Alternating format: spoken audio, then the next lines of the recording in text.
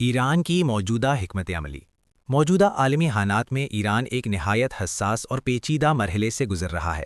خطے میں بڑھتی ہوئی کشیدگی، امریکہ اور اسرائیل کے ساتھ محاذ آرائی اور مختلف محاذوں پر پھیلا ہوا اثر و رسوخ، یہ سب عوامل ایران کی پالیسی کو نہایت نازک بنا دیتے ہیں۔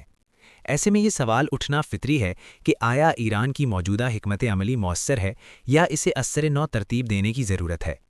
حقیقت یہ ہے کہ جنگ صرف جذبات کا نام نہیں، بلکہ اصولوں، توازن اور حکمت کا کھیل ہے۔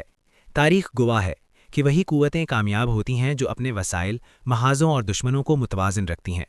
اگر کوئی ریاست بیک وقت کئی محاذ کھول لے اور خود کو ہر طرف سے گھیر لے تو یہ حکمت عملی کے بجائے خود کو کمزور کرنے کے مترادف بن جاتی ہے۔ ایران کے معاملے میں بھی یہی خدشہ ظاہر کیا جا رہا ہے کہ اس نے اپنے اثر و رسوخ کو اس حد تک پھیلا دیا ہے کہ اسے سمیٹنا مشکل ہوتا جا رہا ہے۔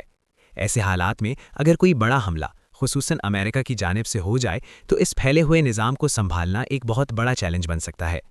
جنگ کے کچھ بنیادی اصول ہوتے ہیں: اپنے محاذ کو محدود اور کنٹرول میں رکھنا، دشمنوں کی تعداد کم رکھنا، دفاعی گہرائی برقرار رکھنا اور سب سے بڑھ کر اپنی قوت کو منتشر ہونے سے بچانا۔ بدقسمتی سے ایران کی موجودہ پالیسی پر تنقید کرنے والے یہ سمجھتے ہیں کہ ان اصولوں کو مکمل طور پر مد نظر نہیں رکھا گیا۔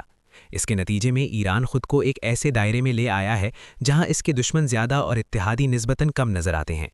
یہ تنقید کسی دشمنی یا بغض پر مبنی نہیں بلکہ ایک فطری رد عمل ہے۔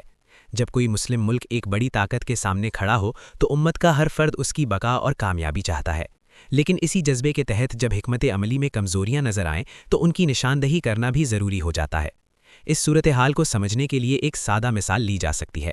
جیسے کرکٹ کے میدان میں بعض اوقات باہر بیٹھا تماشائی کھیل کو زیادہ واضح انداز میں دیکھ رہا ہوتا ہے۔ وہ کھلاڑی کی نیت یا صلاحیت پر شک نہیں کرتا بلکہ اس کی شاٹ سلیکشن پر سوال اٹھاتا ہے۔ یہی حال ایران کے حوالے سے بھی ہے۔ تنقید کرنے والے ایران کی طاقت یا غیرت پر نہیں بلکہ اس کی پالیسی کے بعض فیصلوں پر سوال اٹھا رہے ہیں۔ آج ایران کے لیے سب سے اہم ضرورت یہ ہے کہ وہ اپنے پھیلے ہوئے اثر کو سمیٹے، غیر ضروری محاذوں کو کم کرے اور ایک واضح، مضبوط اور مرکوز حکمت عملی اختیار کرے، تاکہ اگر کوئی بڑا تصادم سامنے آئے تو وہ پوری قوت کے ساتھ اس کا مقابلہ کر سکے۔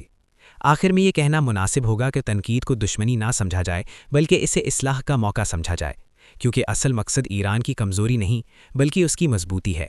ایک مضبوط، متوازن اور حکمت سے بھرپور ایران ہی خطے میں استحکام لا سکتا ہے اور اپنے دشمنوں کا مؤثر جواب دے سکتا ہے۔